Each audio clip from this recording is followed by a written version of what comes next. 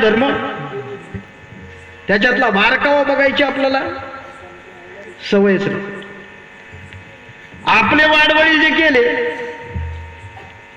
आम्ही तेच करतो. काही लोक म्हणतात आपल्यातले काही माळकरी फिरणारे, काही गायक मंडळी, काही कीर्तनकार. महाराजांचा परवा पुस महिना झाला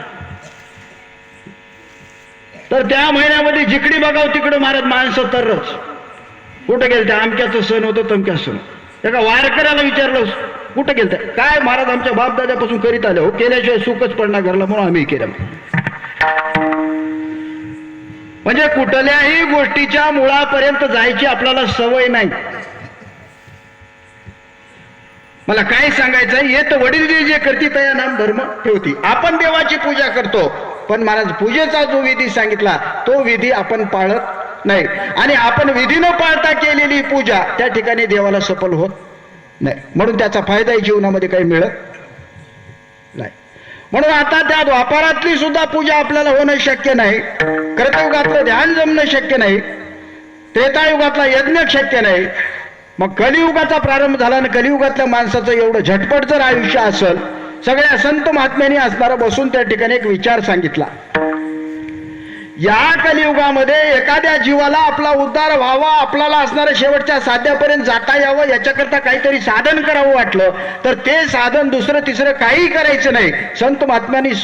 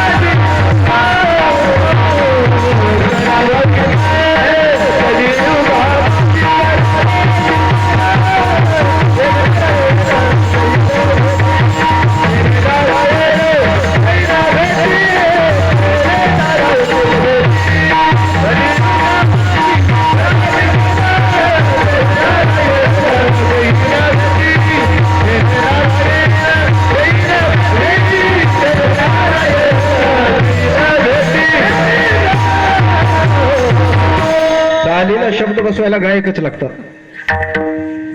हा परवा उंदरीला कीर्तन होतं पुण्यतिथीचं. तुम्ही संत माय बाप कृपावंत आपण घेतलो, चाल लावलो, भाऊजी शब्दच बसणार. तुम्ही संत माय, तुम्ही संत माय, तुम्ही संत माय म्हणलं तीनदा. मी म्हणलं अहो बाप म्हणा की. महाराज बक्कळ कोशिश करायला, माय बसलाली बाप बसणार, हिरीत लावून टाकणार. मला ज्याचं त्याचं एक शाळा आहे महाराज, ज्या शाळेचं माणूस त्या शाळेला पाहिजे. आम्हाला गायन कर म्हणलं तर जमते काय, आणि अशोक महाराजला बोला इथं म्हणलं तर जमते काय. ज्याचं काम त्याला करावं लागते. हा असं आहे, ज्याचं काम त्यानंच करावं लागते. कलियुगा माझी करावे कीर्तन, तेने नारायण देईल भेटी. कलियुगी उद्धार हरीच्या नामे, करावे कीर्तन मुखी गावे हरीचे गुण. मग काही नोहे बाधा, काम दुर्जनाची क्रोधाय. कलियुगाच्या ठिकाणी महाराज संत महात्म्यांनी साधन ठेवलं. कलियुगामध्ये संत महात्म्यांनी साधन एवढं सोपं ठेवलं आणि ह्या साधनानंच उद्धार होणार आहे, बाकीच्या साधनानं उद्धार होत नाही असा अजिबात गैरसमज करून घ्यायचं. कलियुग जरी असला ध्यानानं उद्धार होतो, यज्ञानं उद्धार होतो, पूजेनं उद्धार होतो. म्हणजे नामच साधन करायचं आणि बाकीचं काही करायचं नाही, त्याचा काही फायदा नाही असा विचार करायचं नाही. हे कशा करता सांगितलंय महाराज? ज्या लोकाला जे तीन जमत नाहीत, ज्या लोकाला हे तीन जमत नाहीत त्या लोकांना चौथं करावं. आणि हे करीत असताना सुद्धा महाराज वेगवेगळे मार्ग सांगितले. एक कर्म मार्ग आहे, एक ज्ञान मार्ग आहे, योग मार्ग आहे, भक्ती मार्ग आहे. कर्म मार्गाने जायचा विचार केला तर आपलं कर्म संपत नाही, आपल्याला ते रस्ता सापडत नाही. ज्ञान मार्गाने जायचा विचार केला तर महाराज ज्ञान मार्गामध्ये एक अडचण आहे. ज्ञानोबा स्पष्ट लिहितात, नवदांकाराची गोटी विशेष नदकी अज्ञानाच्या पाठी, सज्ञानाच्या झोंबे कंठी नाना संकटे. आणि योग मार्गाने जायचा विचार केला तर योगाची या वाटा जे निघाले गा सुबटा, तया दुःखाचा योग या गविती.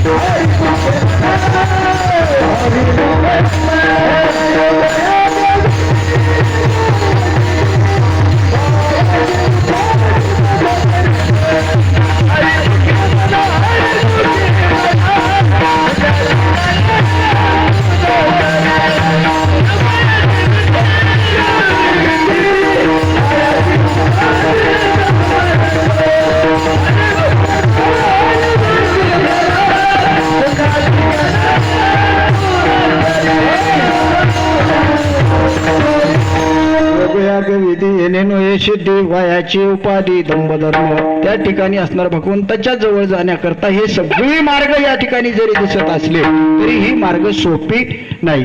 सोपा मार्ग जर कोणता असेल तर फक्त भक्ती मार्ग आहे. भक्ती पंथ बहु सोपा पुण्य नागवे या भक्ती पंथ असणार सोपा आहे. भक्ती मार्गाने जाणं सोपं आहे आणि त्या भक्ती मार्गाने जात असताना भक्ती जशी सोपी आहे महाराज ती भक्ती करण्याकरता कलियुगामध्ये साधन सुद्धा तसंच सोपं आहे. नामसंकीर्तन साधन पै सोपे जळतील पापे जन्मांतरची सोपं साधन संत महात्म्यांनी सांगितलं आणि सोपं साधन सांगत असताना या ठिकाणी हे साधन सगळ्यांना जमते.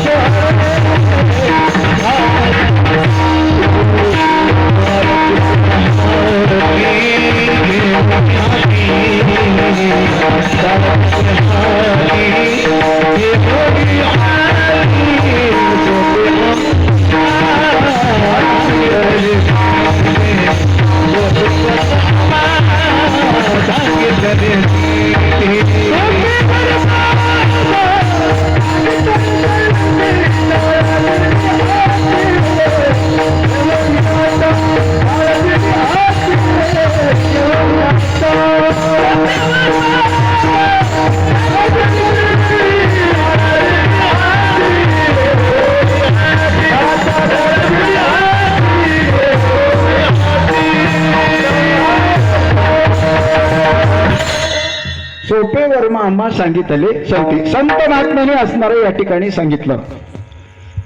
वेदाचा पुरावा घ्या. वेद काय बोलला? कलियुगाच्या ठिकाणी जर उद्धार करून घ्यायचा असेल तर वेदानंत बोलीला अर्थ तुलाची साधीला विठोबाशी शरण जावे निजनिष्ठे नाम घ्यावे. ज्ञानोबा हरिपाठात बोलले चौवेदी जाण साही शास्त्री कारण अर्धा हे पुराणे हरिश्री गाते. म्हणजे कलियुगामध्ये उद्धाराला नामच आहे आणि ते नाम या ठिकाणी असताना आपण घेतल्याशिवाय त्या नामाचा अंगीकार सगळ्यांनी करावा. त्या नामाला असणारं सगळ्यांनी घ्या म्हणून तुकोबार आहे अनेक अशा पद्धतीच्या विनंत्या करून असणारं नाम घेण्याकरता समाजासमोर आग्रह धरले. महाराज लागून या पाया विनवितो तुम्हाला करे टाळी बोला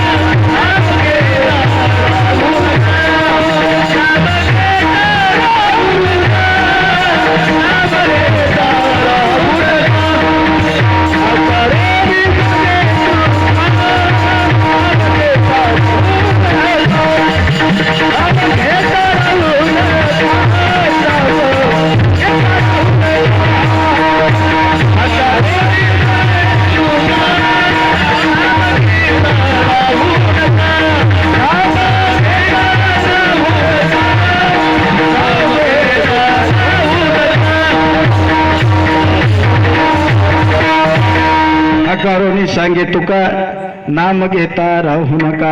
त्या ठिकाणी तुकोबारायांनी आग्रह केला. काही वेळेला असणारं शिव्या देऊन सांगितलं, काही वेळेला असणारं प्रेमानं सांगितलं, काही वेळेला असणारं हातपाय पडून त्या ठिकाणी सांगितलं महाराज की तुम्ही नाम घ्या. असं नाम घ्या नाम घ्या सगळ्यांना महाराज जगद्गुरु तुकोबाराय आग्रह करीत असताना काही मंडळी त्या ठिकाणी तुकोबारायला प्रश्न विचारतात. म्हणले तुकोबाराय तुम्ही सारखं नाम घ्या नाम घ्या नाम घ्या असं तुम्ही म्हणता. हाकारोनी सांगे तुका नाम घेता राहू नका. नामसंकीर्तन साधन पै सोपे किंवा तुका म्हणे सोपे हे सर्वावणी शहाणा तो धनी घेतोय ते असं तुम्ही नामाचं विशेषत्व सांगता, नामाचं महात्म्य सांगता. नाम घ्या नाम घ्या असं प्रत्येकाला आग्रह करता. आणि हे करत असताना आमच्या मनाच्या ठिकाणी एक प्रश्न आहे. काय? नाम हे साधन महाराज सोपं आहे, नाम हे साधन छोट आहे.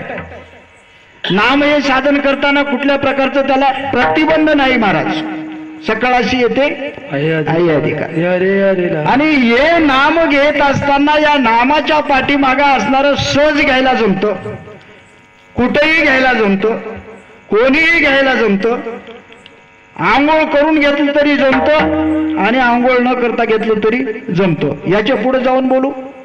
कामामध्ये काम काही म्हणा राम राम जाईल श्रम सुख होईल दुःखाचे. हरी बोला देता हरी बोला घेता भांडता बोलता हरी बोला. म्हणजे एवढं जर सोपं असेल, एवढं जर सुलभ असेल, कोणालाही घेता येत असेल, मग हे जर एवढं सहज आहे, एवढं सोपं आहे, एवढं जर याचं असणारं स्वरूप असेल मग याच्यापासून फायदा तर किती मिळणार आहे.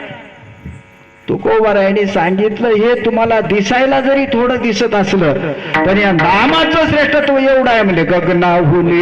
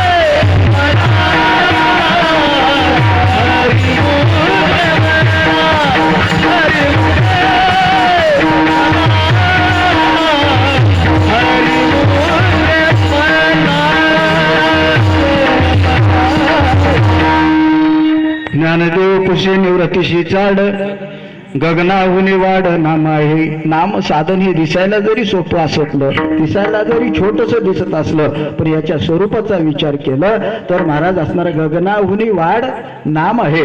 काही काही वस्तू या ठिकाणी आपल्या देशात आहेत, दुसऱ्या देशात त्याचा अभाव असतो, परंतु आकाश आहे सगळीकडेच आहे महाराज. म्हणून त्याचं व्यापक पण सांगत असताना माऊली ज्ञानोबाराय असं सांगतात की गगनाहुनी वाढ नाम आहे. गगनापेक्षा सुद्धा व्यापक स्वरूप असं त्या नामाचं असल्या कारणानं त्या नामाचं चिंतन आपल्या उद्धाराकरता आपण घेणं गरजेचं आहे. काही लोक त्या ठिकाणी म्हणले तुकोबाराय आम्हाला हे सगळं काही कळालं, पण त्या नामाचं स्वरूप तुम्ही नामाला एवढं जे प्राधान्य देता, तर नाम तर तुम्ही असं सांगता कलियुगी उद्धार हरीच्या नामे. मग इतर असणाऱ्या ज्या काही युगाचा विचार आपल्याकडे आला त्या काळामध्ये या ठिकाणी असणारे हे नाम होतं का? तुकोबाराय बोलले तिन्ही काळामध्ये हे नाव होतं, आणि ते नाव कसं आहे त्याचं स्वरूप सांगत असताना अभंगातलं पहिलं चरण सत्य सत्य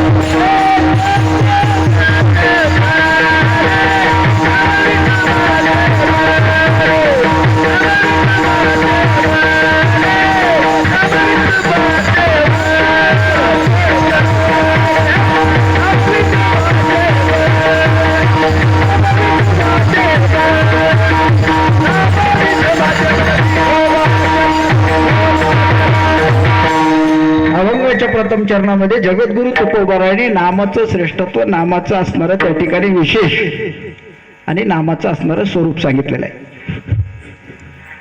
आता एकच गोष्ट जगद्गुरु तुकोबारायला सांगायची आहे, पण तीनदा सांगितली.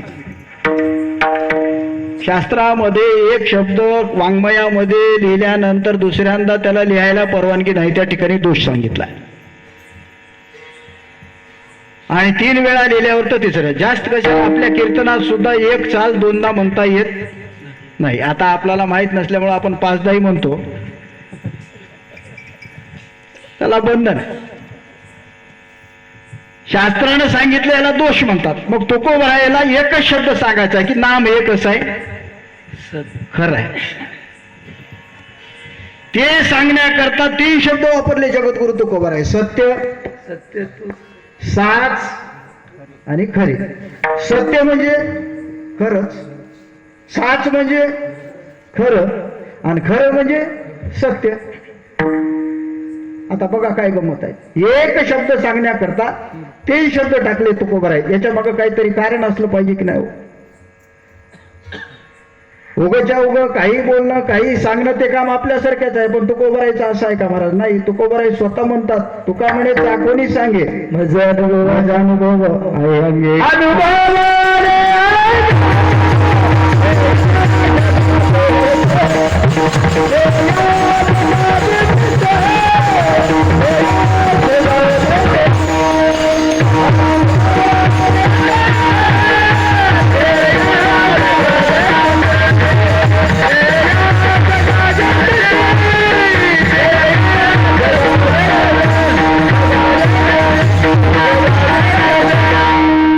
अनुभव आले अंगात या जगा दे तसे. म्हणजे स्वतः अगोदर अनुभव घेतला आणि नंतर जगतामध्ये तुकोबारायने असणारं प्रगट केलं.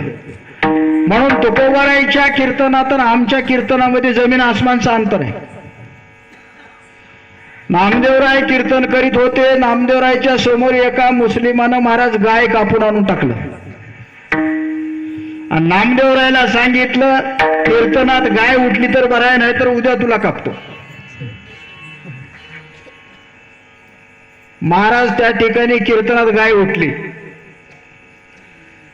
गोरोबा काकाला हात नव्हते, महाराज कीर्तनात बसलं. वाजवा टाळी म्हणा विठ्ठल विठ्ठल विठ्ठल. महाराज छोटे हात वाजवायला गेल्याबरोबर खरे हात टाळी वाजव विठ्ठल.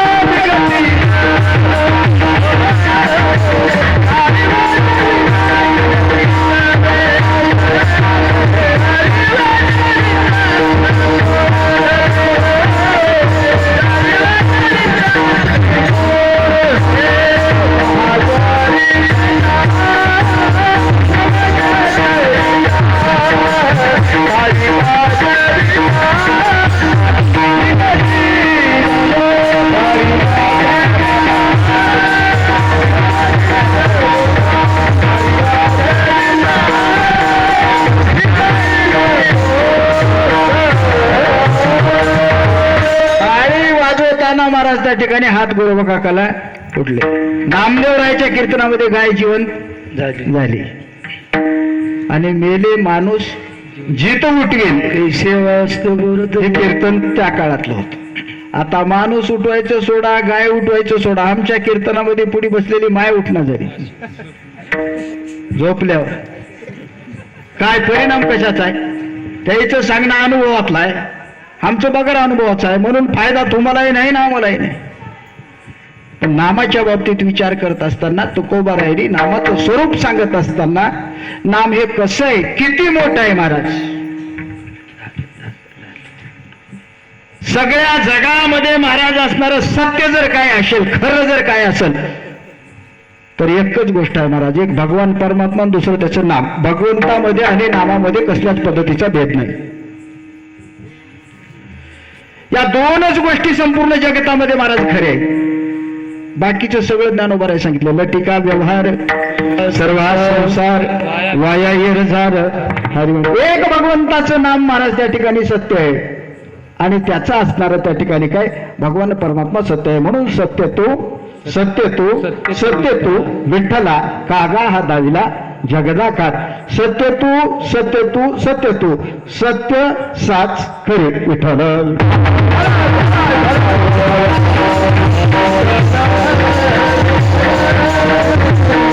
कसल्याच पद्धतीचं नामाचर या ठिकाणी असणारं व्यापक पण सांगत नसताना नाम सत्य आहे, साच आहे, खरं आहे.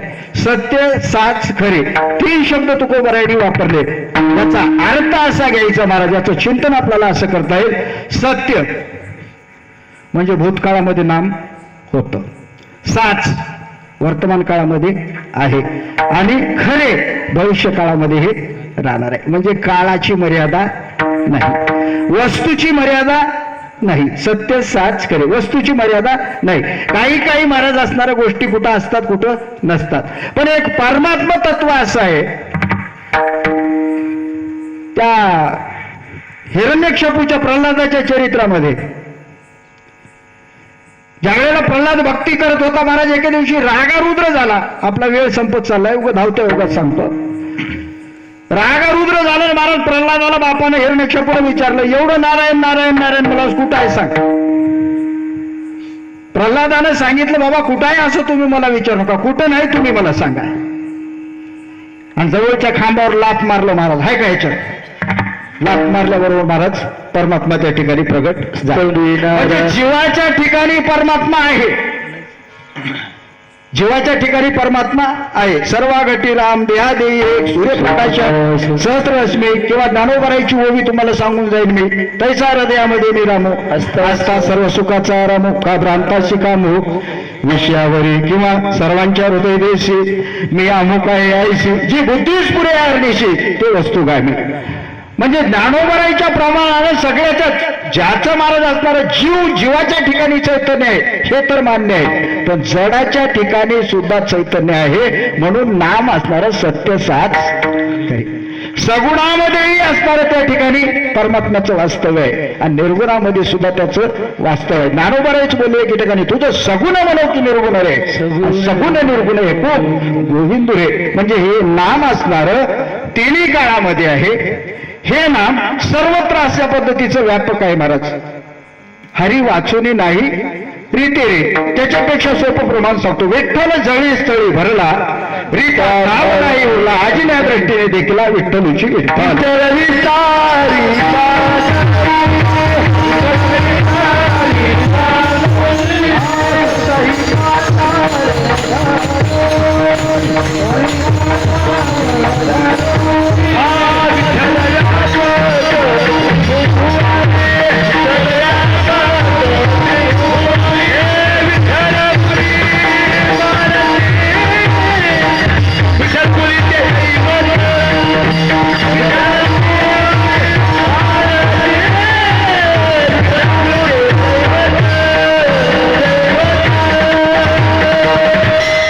विठ्ठल विस्तारला जनी सप्तही पाताळे बरोबर. विठ्ठल व्यापक त्रिभुवने विठ्ठल मुनी मानसी, विठ्ठल जीवीचा जिव्हाळा, विठ्ठल कृपेचा ओवळा, विठ्ठल प्रेमाचा पुतळा, लावेला चाळा विश्व. या शब्दाला अधोरेखित करा. लावेला चाळा विश्व विठ्ठले, याचा अर्थ संपूर्ण असणाऱ्या विश्वाच्या ठिकाणी या असणाऱ्या परमात्म्याचं तत्व असल्या कारणानं परमात्मा आणि नाम हे असणारं सर्व चराचरामध्ये व्यापक रीतीनं असल्यामुळं तुकोबाराय म्हणतात सत्य साच खरे आणि नाम विठोबाचे बरे. अनेक अशा पद्धतीची असणारी या ठिकाणी नाम आहे. पण काही नाम महाराज खरे आहेत पण बरे नाही, खरे आहेत पण बरे नाही. पण भगवंताचं नाम असं आहे महाराज, ते खरे आहे आणि बरे आहे. तुका म्हणे खरे नाम विठोबाचे बरे. तुको भरायचं प्रमाण आहे त्याला. सत्य आहे, साच आहे आणि खरं आहे आणि बरं आहे. काही गोष्टी तुम्हाला सांगतो व्यवहारामध्ये खऱ्या आहेत पण बऱ्या नाही. काही गोष्टी व्यवहारामध्ये त्या ठिकाणी खऱ्याही नाही बऱ्याही नाही.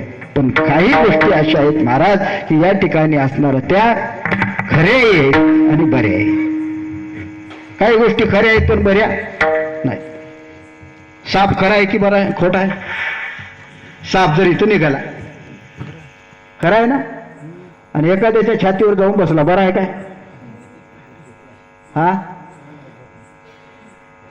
साप दिसायला खरं आहे महाराज पण चावल्यावर दवाखानाही सापडणार, मरावं लागते म्हणून बरा नाही. साप खरा आहे पण बरा नाही. काही गोष्टी महाराज बऱ्या आहेत पण खऱ्या नाही. आता आपण सगळे कर्मणूक म्हणून शनिमा बघतो. आता शनिमात असलेलं खरं आहे की बरं आहे? बघायला बरं आहे. 2-2.5 तास टाइमपास होते आणि तिथलं बघून येऊन तिथल्यासारखंच घरी करावं म्हणलं तर जमते काय? जमते?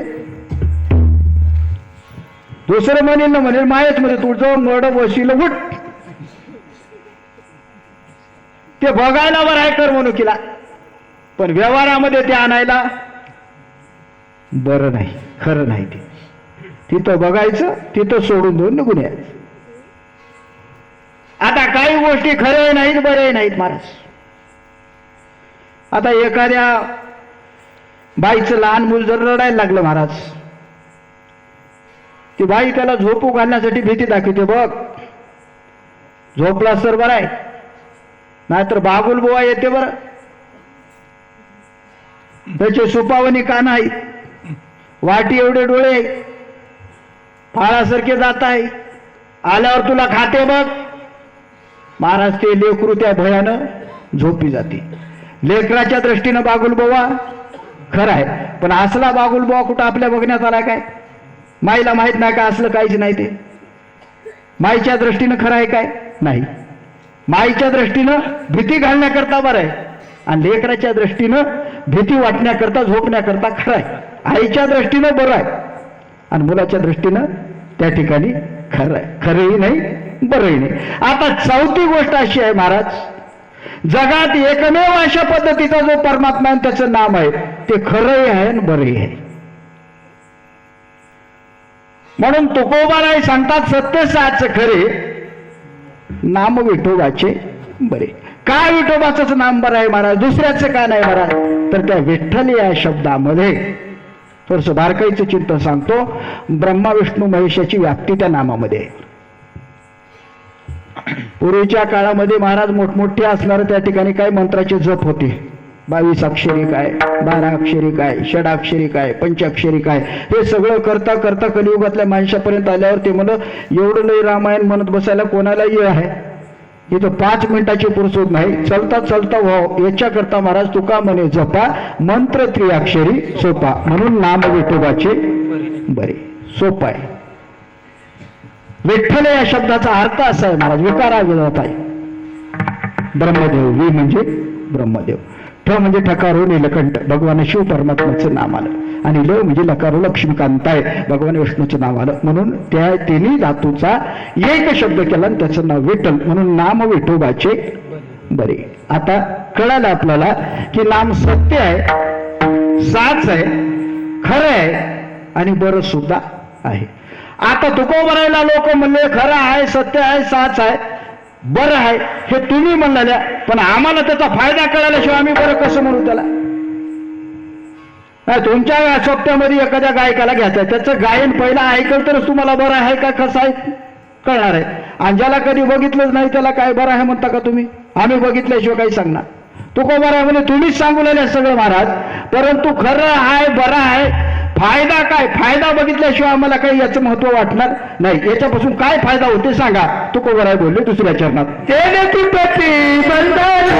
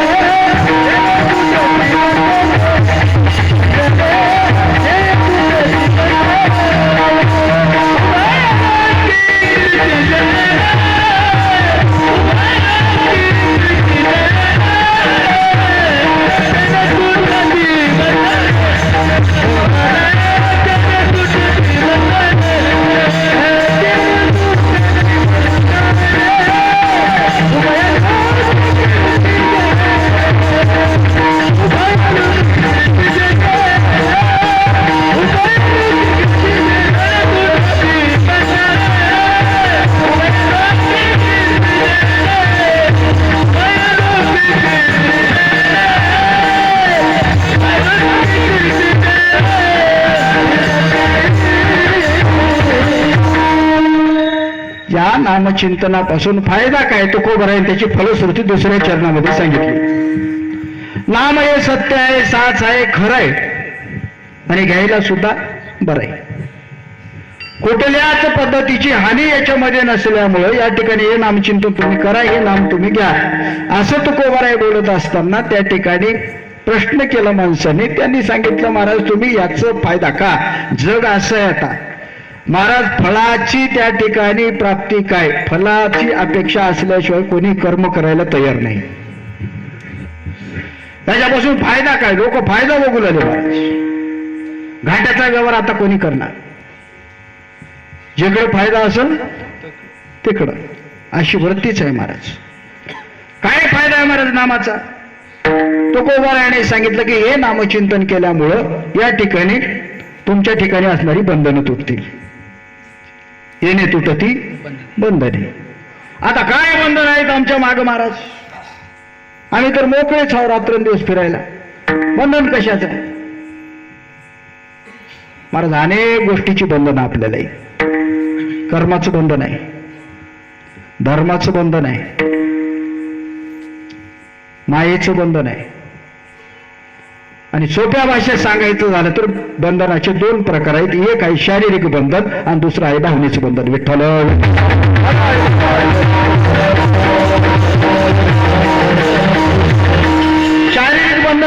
महाराज एखाद्या माणसाने एखाद्याचा खून केला आणि खून केल्यावर महाराज त्याला पोलीस लोकांनी असणारा आलं, त्याला कोर्टामध्ये हजर केल्यावर महाराज त्याला जन्मठेपेची शिक्षा झाली.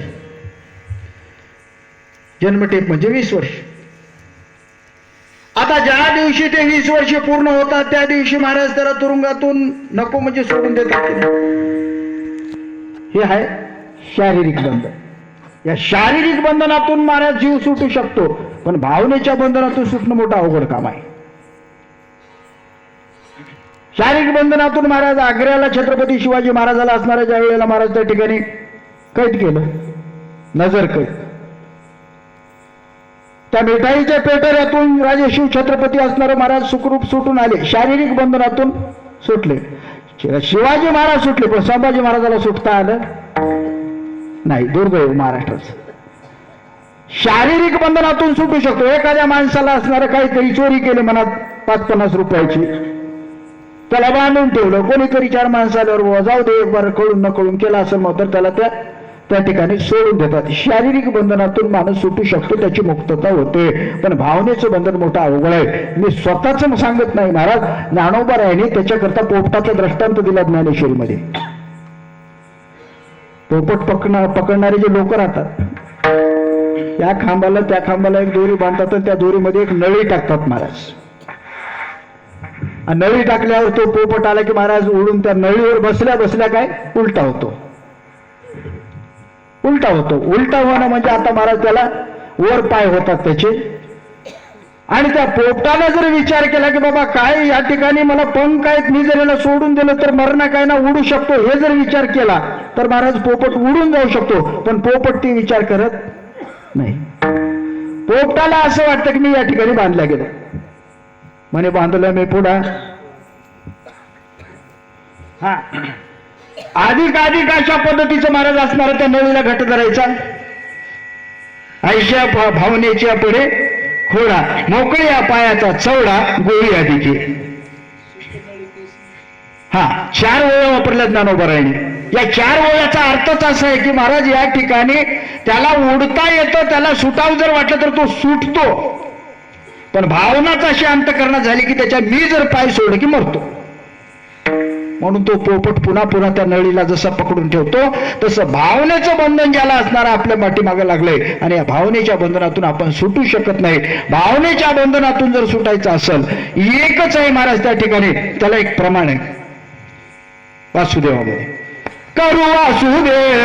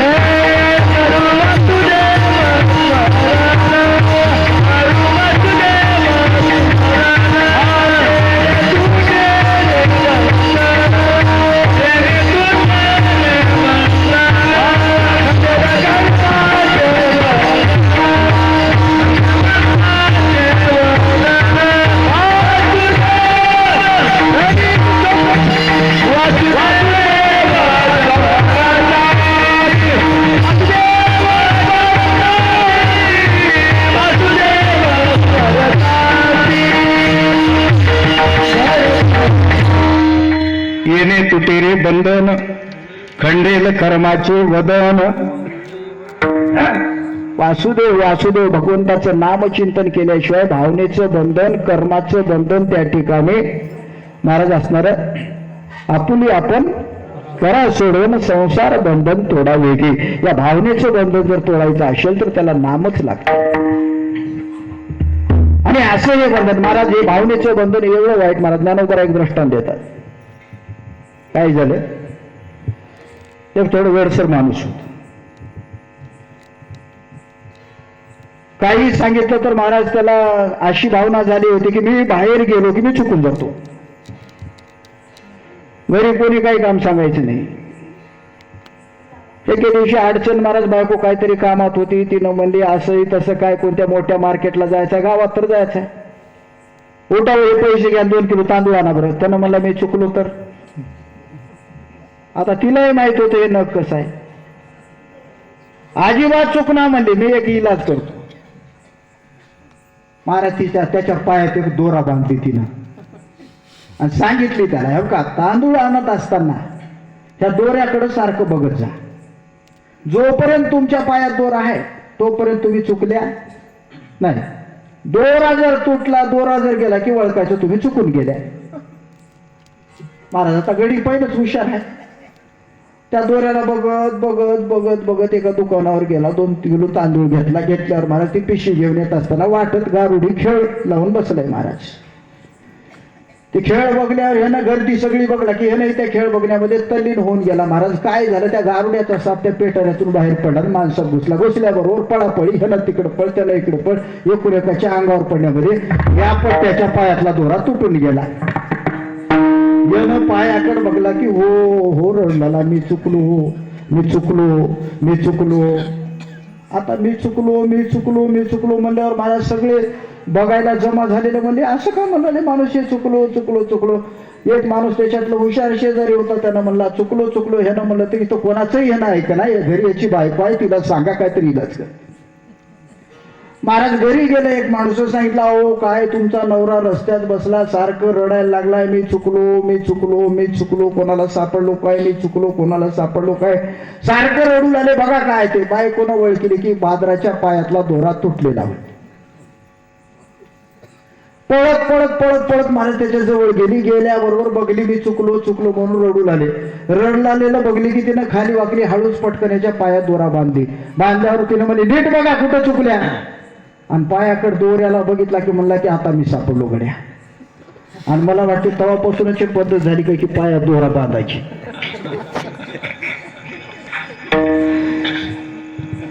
चुकला होता काय, चुकला होता, चुकला नव्हता, भावना झाली होती दोरा तुटला की मी चुकलो. बायको सांगितली होती की दोरा तुटला की तू चुकलास. भावनेचं बंधन म्हणतात त्याला. अशा भावनेच्या बंधनातून जर सुटायचं असेल महाराज, नामाशिवाय पर्याय नाही. म्हणून येणे तुटते बंधने. आणि दुसरा फायदा नामाचा काय महाराज, उभयलोकी कीर्ती जेणे. नामचिंतन करणाऱ्याची महाराज, नामधारकाची कीर्ती तुम्ही बघा. तुका म्हणे गाजे वैकुंठी सोहळा, याई भूमंडळा माझी मी कीर्ती. अशा पद्धतीचं महाराज, एखादा भजन करणारा, एखादा नामचिंतन करणारा, याची कीर्ती तुमच्या गावापुरती मर्यादित नाही, तुमच्या देशापुरती मर्यादित नाही, तर या ठिकाणी याची कीर्ती जोपर्यंत महाराज चंद्रसूर्य आहे तोपर्यंत नामधारकाची कीर्ती.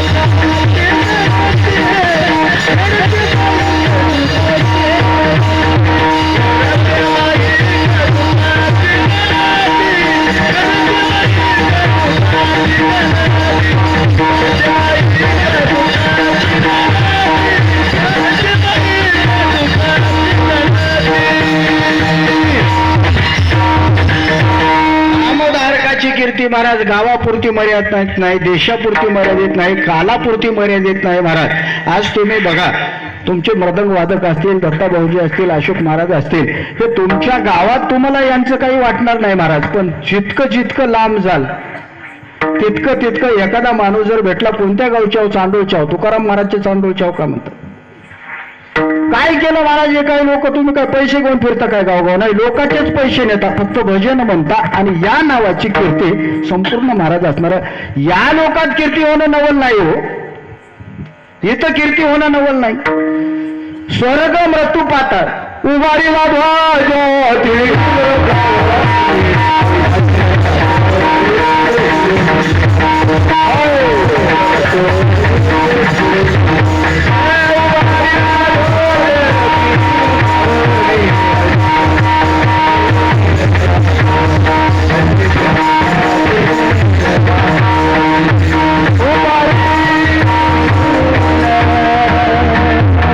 उभारीला ध्वज ती लोकावरी ऐशी चराचरी कीर्ती ज्याचे. ज्ञानोबर आहे तेही निवृत्तीनाथ, ज्ञानेश्वर सोपान, मुक्ताबाई ज्ञान लिप्ती कळा. महाराज ज्ञानोबरायांनी काय केलं, 22व्या वर्षी समाधी घेतली महाराज, दुसरं काय केलं ज्ञानोबरायांनी.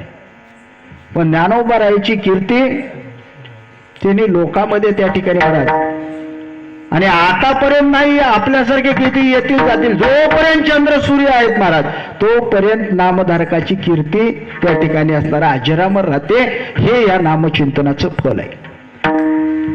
उभयलोकी उत्तम कीर्ती देवचित्ती राहिली या महाराज. उभयलोकी म्हणजे स्वर्ग, मृत्यू आणि पाताळ. उभय म्हणजे तिन्ही लोकांच्या ठिकाणी ज्यांची कीर्ती होते, आणि ती कीर्ती होण्याला कारण जर काय असेल तर ऐशे या ठिकाणी असणार काय, भगवान परमात्म्याचं नाम आहे. म्हणून असे दोन फायदे सांगितले. एक तर आपल्या ठिकाणची असणारी बंधनं नाहीशी होतात, आणि दुसरं महत्वाचं असणारं नामधारकाची कीर्ती होते. चंद्र सूर्य अशी पर्यंत टिकून राहते. काही काही गावामध्ये बघा महाराज असणारं आपल्या स्वतःचा काही रक्ताचा नातेसंबंध नसताना सुद्धा एखादा जर महात्मा होऊन गेला, तुमच्या माहितीच तो सांगतो, आज बंबम महाराजला तुमच्यापैकी कोणीतरी बघितलं असेल, नाव कानावर आलं असेल, बंबम महाराज. महाराज आमच्या गावामध्ये अजूनही एक माणूस बंबम महाराजाची पुण्यतिथी साजरा करतो, कसलाच संबंध नाही. काय केलं महाराज त्यांनी, काहीच नाही, फक्त भगवंताचं नामचिंतन केलं, आणि त्या नामचिंतनाच्या बळावर कुठलाही संबंध नसताना त्या ठिकाणी महाराज त्या महात्म्याचे असणारे काही कीर्ती असं सगळीकडे असणारं त्या ठिकाणी पसरते. हे नामाचं फल आहे. म्हणून तुकोबाराय बोलले की या ठिकाणी हे नामचिंतन सत्य साच खरे नाम विठोबाची बळे, तेने तुटती बंधने. पहिला फायदा, आणि दुसरा फायदा उभयलोकी कीर्ती देणे. संपूर्ण चराचरामध्ये त्यांची कीर्ती होते. असे दोन फायदे सांगितले. पण या नामाचा फायदा होण्याकरता, या नामाचा फायदा होण्याकरता महाराज तो कसा असतो, त्याच्या ठिकाणी काय पाहिजे, अभंगाचं तिसरं चरण.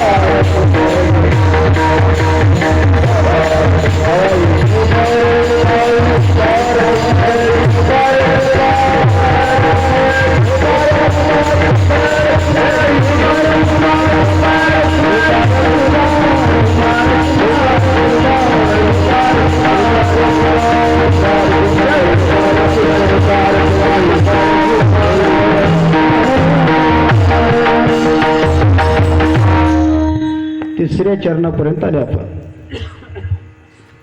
तिसऱ्या चरणाचा भाव, चौथ्या चरणाचा भाव. आपल्याकडे वेळ आहे आता मला वाटलं 15 मिनिटाच्या मध्येच आहे की 12 मिनिटास. तर आता काय करावं, वेळ होत आल्यामुळं आपण आता इथून पुढची गाडी एक्सप्रेस आणू. वेळेच्या मर्यादेत नाही. हा, परवा काय झालं, निजामाबादला कीर्तनाला जायचं होतं महाराज. आता देगलूरला गेल्यावर त्याला विचारलो, निजामाबाद गाडी कीर्तन होते 7 ते 9. मी गेलो 4 वाजता. 4 वाजता गेल्यावर त्यांना मग कंट्रोलरला चौकशी केलो. म्हणलो मला निजामाबाद जायचं आहे, गाडी किती वाजता आहे? त्यानं म्हणला महाराज एक्सप्रेस पाहिजे की ऑर्डिनरी पाहिजे? मी म्हणलो 7 ते 9 कीर्तन आहे, एक्सप्रेसच पाहिजे. त्यानं म्हणला 1 तास वेळ आहे, 5 वाजता गाडी आहे महाराज. आता 5 वाजता म्हणजे कसं तर होईल बाबा म्हणलो, पण आता त्याच्या अगोदर नाहीच म्हणला, एक्सप्रेस ऑर्डिनरी आहे म्हणला आणि ती रात्री 9:30ला जाते म्हणलं. हेच बरं होय म्हणलो, 1 तासभर थांबाव. आता थांबाव पण कसं राहते, आमच्या महाराजला लोकांना एक खोड राहते. महाराज एका जागी उगं बसूच वाटलं, उगत असं हात केलो, ताडी वाढली वाटली. अरे बापरे म्हणलो, 1 तास वेळ आहे, काय करावं म्हणलो. टाइमपासशी होते, दाढी केल्यावर जरा बरं दिसतो म्हणलो की एकाच्या दुकानात गेलो. गेल्यावर म्हणलो माऊली माझ्याकडे 15 मिनिटं वेळ आहे म्हणलो. 1 तास म्हणलो 1.5 तास लावलं तर काय करावं? 15 मिनिटं वेळ आहे आणि 15 मिनिटात माझी दाढी होते काय? त्यानं म्हणला पागल आहो काय महाराज, अहो कुठं दाढीला 15 मिनिटं लागतात काय म्हणला. बसा 2 मिनिटामध्ये एक्सप्रेस दाढी करतो म्हणला.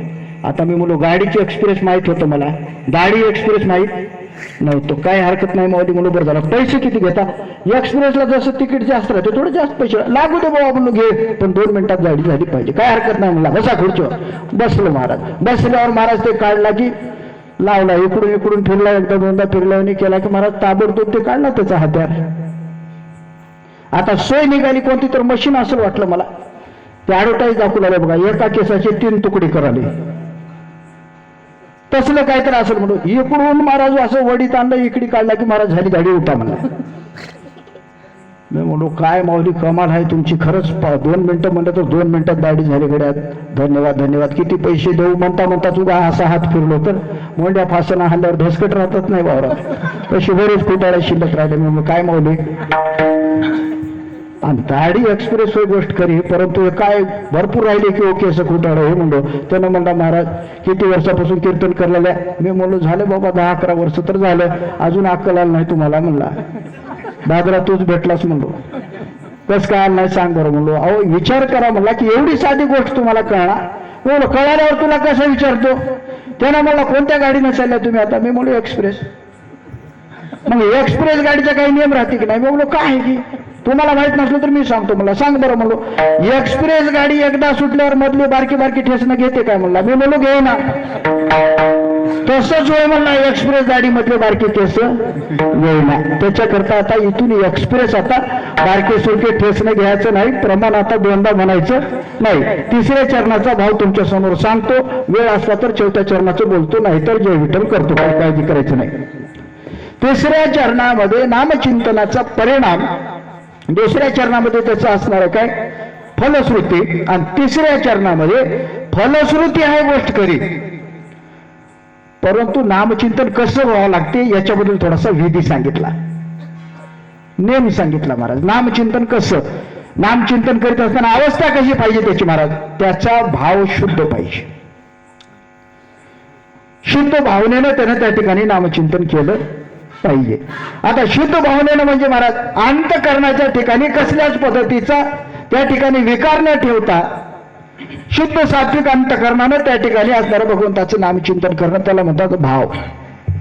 आणि देवाला हे नामचिंतन महाराज करणारे भावनेनं केलं की त्याला जास्त आवडतं महाराज. देवा करणे भाव तस्मात द्यावे न लगे फारसे वित्त, झाले एकचित्त तरी बहुत एवढ्यासाठी नका करू वातात गा, किंवा भावगळे आकळे येरवी नाकळे करतळी आवळे तैसारी. महाराज भाव पाहिजे, भावनेनं चिंतन त्या ठिकाणी झालं पाहिजे महाराज. आणि असं भाव ज्याचे गाठी म्हणजे अंतकरणातून असणारं समर्पित भावनेनं जो चिंतन करतो, देव माझा मी देवाचा, अशी ज्याची वृत्ती झाली आणि त्या भावनेनं नामचिंतन केला की त्याशी लाभ उठाउठी, त्याला वेळच लागत नाही. तसं तर महाराज नामाचं महत्व सांगत असताना, नामाचा प्रभाव सांगत असताना तुकोबराय असं बोलतात, मुखी नाम हाती मोक्ष ऐशी साक्ष होता.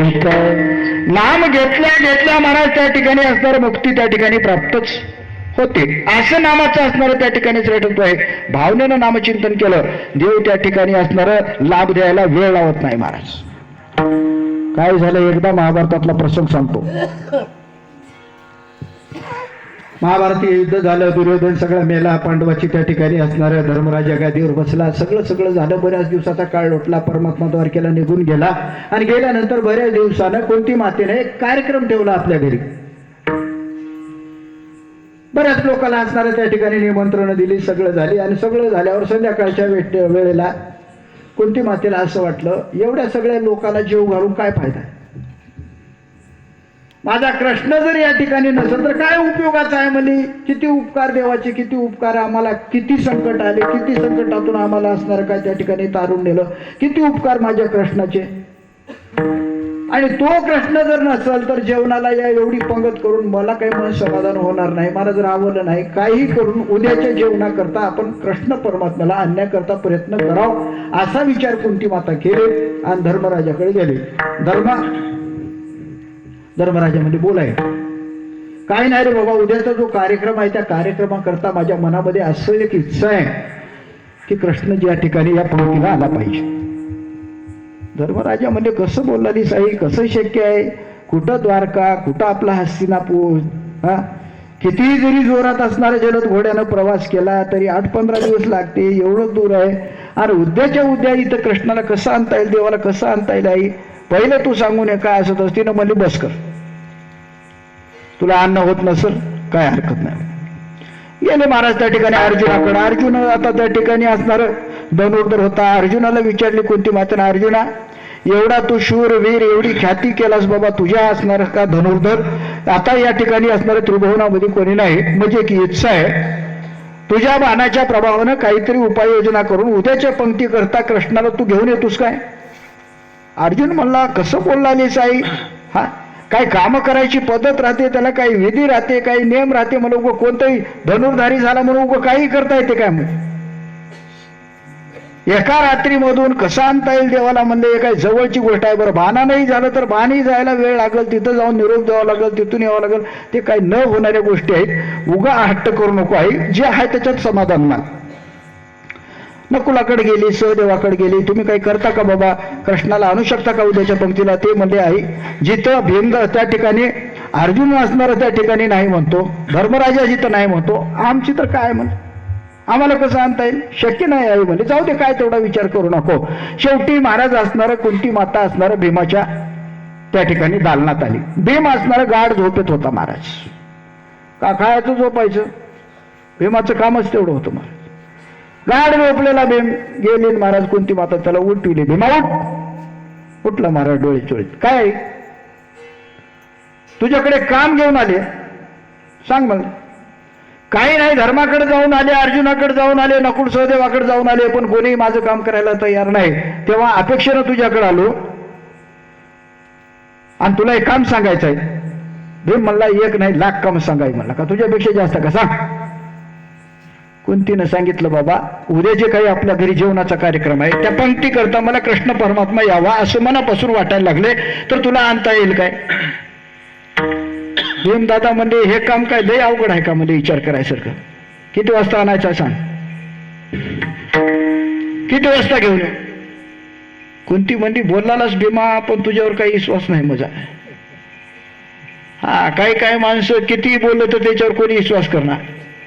हा महाराज कुठे मोठा कार्यक्रम, कुठे वर्गणीच्या टायमाला देवा म्हणजे 5,000 म्हणते आणि ते कार्यक्रम होऊन गेल्यावरच गावात येते. भीमा असलं काही बोल नको, खरंच सांग.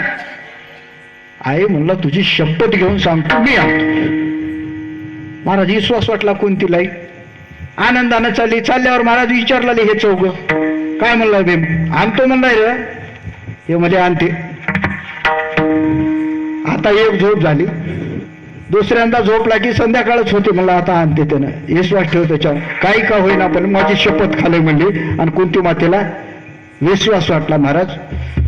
लागली स्वयंपाकाला. रात्रभर जागून स्वयंपाक केला महाराज आणि पहाटे पहाटे भीमाकडे गेले. भीमा भीम म्हणलं झालं काय स्वयंपाक? झाले, आता बोल ना. किती वाजलेत? म्हणलं 4:30 वाजलेत. एवढा लवकर नको म्हणलं, थोडा अजून एक मला घंटाभर झोपू दे. उजडल्या घेऊन होतो. काय आणतोस म्हणले? आता तू तुझं आणायचं कळालं म्हणजे. रात्री छातीला हात लावून सांगलास मी आणतो म्हणून, आता काय आणतोस म्हणले? एकदा झोपणार तू काय उठणार आहेस काय? माणसानं असलं लटकं बोललेलं. भीम म्हणला काळजीच करू नको, तू एकच तास थांब. महाराज 1 तास झाला.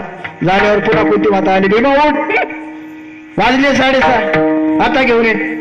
महाराज अंगावरचं पांघरण झडकून टाकून दिलं की लगेच उठले भीमदादा महाराज.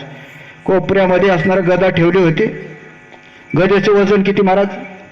1.25 खंडे धान्याची बरोबरी करील एवढं गदेचं वजन. महाराज उठले की गदा घेतले. महाराज डोळे चोळी चोळीतच अंगणात आले. आल्याबरोबर ते गदा घेतले की गर गर गर गर डोक्या भोवताल फिरवलं. महाराज फिरून जेवढी ताकद आहे तेवढ्या ताकदीनं फेकलं आणि वर फेकून सांगितलं, कृष्णा, शास्त्र, पुराण, वेद, संत सगळे सगळे सगळे म्हणतात की देवाला जर भावनेनं हाक मारल्यावर देव त्या ठिकाणी प्रगट होतो. हे जर खरं असं लोकांचं बोलणं तर हे गदा डोक्यात पडण्याच्या अगोदर येऊन या ठिकाणी हजर होशील, आणि हे जर खोटा असेल तर मी गदा पडून मरून जाईल बघतोस तू म्हणले. म्हणल्याबरोबर महाराज गदा वरून येवलेली सर खाली येऊन आता पडते डोक्यात म्हणले की परमात्मा प्रगट झाले. गदा वरच्यावर झेलले, भीमाला ढकलून दिले. काय आडदाडपणा म्हणले, भीमा मरत होतास की 1.25 खंडीची गदा पडल्यावर? भीम म्हणले कसं मरतो? विश्वास आहे देवा, भावनेने तुला हाक मारला, मला माहित होतं तू येतोस आणि खरोखर ते येऊन तू माझं रक्षण केलं. कुंतीला सांगितलं आई बघ आलाय, आणि महाराज जेवू घातलं. काय केलं भीमानं? फक्त भावानं असणारं त्या ठिकाणी भगवंताचं नामचिंतन केलं. म्हणून त्या ठिकाणी त्याशी लाग उठाउठी. ज्यावेळेला भगवंताचा दावा केला, उठाउठी असणारा परमात्मा त्या ठिकाणी आला. म्हणून त्याचं भजन असणार हे भावनेनं केलं पाहिजे. अशा पद्धतीचं असणारं नामचिंतनाचा महिमा, नामचिंतनाचं फल आणि नामचिंतनानं त्या ठिकाणी असणारं काय होणारा लाभ, अशा पद्धतीच्या 3 गोष्टी 3 चरणात सांगितल्या. आणि शेवटी नामचिंतन करणारा महाराज जास्तीत जास्त असणारा जेवढा डोळा असेल तेवढं लवकर त्याच्यावरती असणारा भगवंताची कृपा होते आणि तो काळावर सुद्धा विजय मिळतो. अभंगाचा शेवट. तुका म्हणे डोळा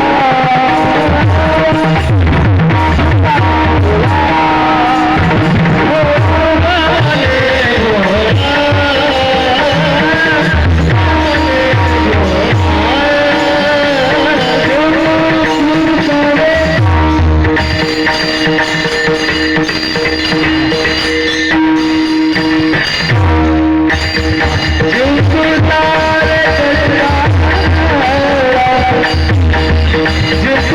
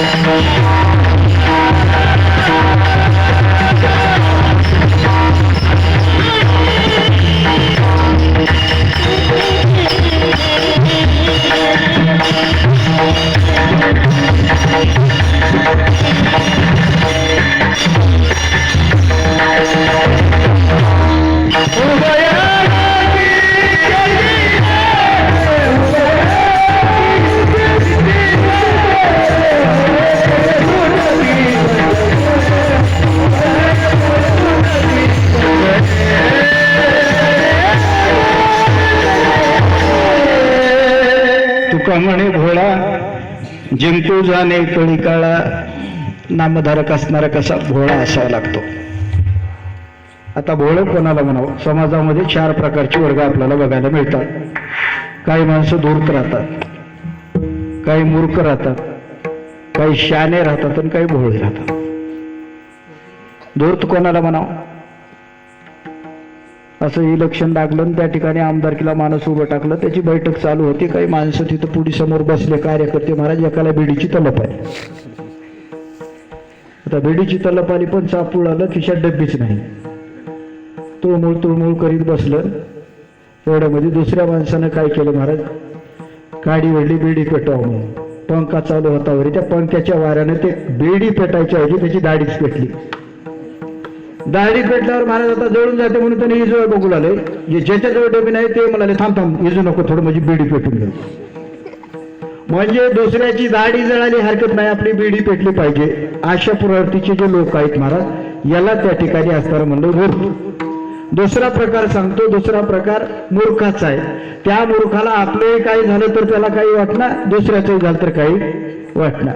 काही माणसं महाराज त्या ठिकाणी दुसऱ्याचा नाश करण्याकरता आपल्या स्वतःचा नाश त्या ठिकाणी करतात. एखाद्या माणसाचं बघा, आमच्या गावात परवा मारामारी झाली. आता सांगून कीर्तनात पण सांगतो तुम्हाला. काही लोकांचे नावं दुष्काळच्या यादीत आले, काही लोकांचे आले नाही. मग आल तर आले, त्याच्या नशिबानं जाऊ दे, आपले आल तर येतील न येतील म्हणाव की नाही. ते तिथं जाऊन तक्रार केलं महाराज, आमचं खरं असून आलंय, याचं खोटं असून आलंय म्हणून. त्याला बी नको ह्याला बी नको. दोघांचे पैसे शास्त्र छान टाकले. त्याला काय म्हणतात मूर्ख. आपल्यालाही फायदा नाही, दुसऱ्यालाही फायदा नाही. चला तिसऱ्या प्रकारचा वर्ग आहे शहाणा. शहाणा काय करतो महाराज, आपलंही बरं व्हावं, आपल्या संग जगाचं बरं व्हावं, शहाणा. आणि चौथा मात्र भोळा. भोळा कोण महाराज, आपलं घर सकेना असू द्या, दुसऱ्याचा फायदा झाला पाहिजे अशी ज्याची वरती त्याचं नाव भोळा. म्हणून आपल्या देवामध्ये एकच भोळा आहे, शिव भोळा. चक्रवर्ती पार्वतीचा पती योगीराज कैलास भोळा. का भोळा म्हणलंय त्याला महाराज? रावणानं पत्नी मागलं तरी आपलं काही हो जावं, त्याच नीट व्हावं, ही ज्याची भावना त्याला म्हणतात भोळा. असं नामचिंतन करणारा भक्त कसा असतो? भोळा असतो. आणि भोळा असल्यामुळं देसाईला म्हणण्यापेक्षा तो सरळ स्वभावाचा. भोळा म्हणजे येडपट नवं, ध्यानात घ्या. भोळा म्हणजे सरळ स्वभावाचा, ज्याच्या मनात पापच नाही. आणि असा नामचिंतन करणारा भोळा असतो. पण त्याच्या ठिकाणी सामर्थ्य काय असतं महाराज? जिंकू जाणे कळी काळा. प्रत्यक्षात काळावर सुद्धा विजय त्या ठिकाणी तो मिळतो. काळावर विजयच मिळविला 3 लोकांनी. एक विष्णू परमात्मा, दुसरं भगवान शिव परमात्मा आणि तिसरं संत महात्मे. म्हणून तुका म्हणे भोळा जिंकू जाणे कळी काळा. महाराज बळीयाचे अंकित आम्ही झालो बळवंत, किंवा त्या ठिकाणी असणारे वीर विठ्ठलाची गाडी कळी काळ पाया पडली. काळ गुलाम सलाम करी तुकया घरी गावतो. काळाला सुद्धा आपल्या घरी गुलामी करायला लावणारा जर अधिकारी कोण असेल तर महाराज तो नामधारक आहे. म्हणून अशा पद्धतीचं असणारं नामचिंतन, भगवंताचं नाम सत्य आहे, साच आहे, खरं आहे, ते घेतल्यामुळं आपल्या जीवनातली बंधनं तुटतात.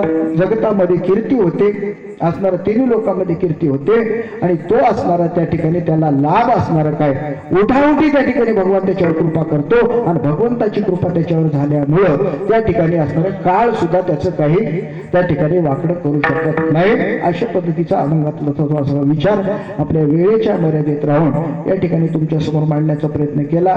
वास्तविकता दुसऱ्या दिवसाचे कीर्तन आहे. वेळेच्या मर्यादेमध्ये राहिलेलं बरं, नाहीतर वेळेच्या पुढे गेलं की कुठं कुठं आता त्रास होला महाराज.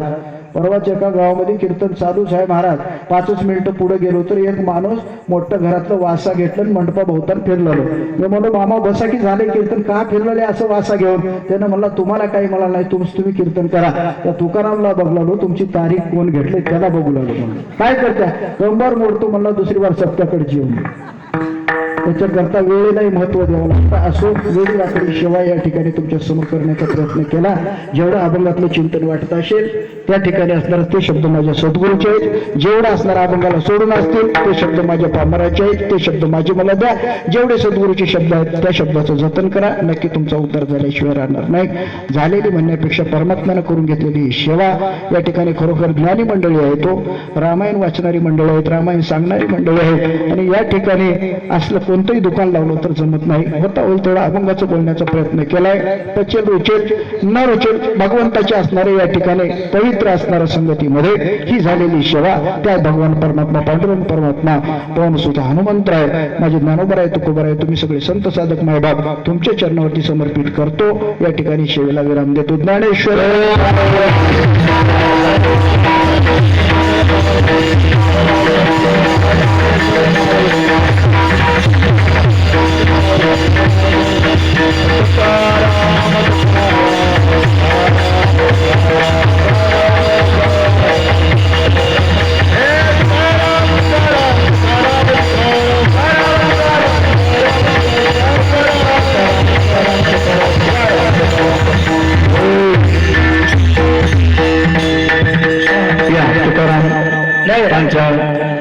तुकाराम पाटील चांडो हा सोडा एकला दोघं म्हणा.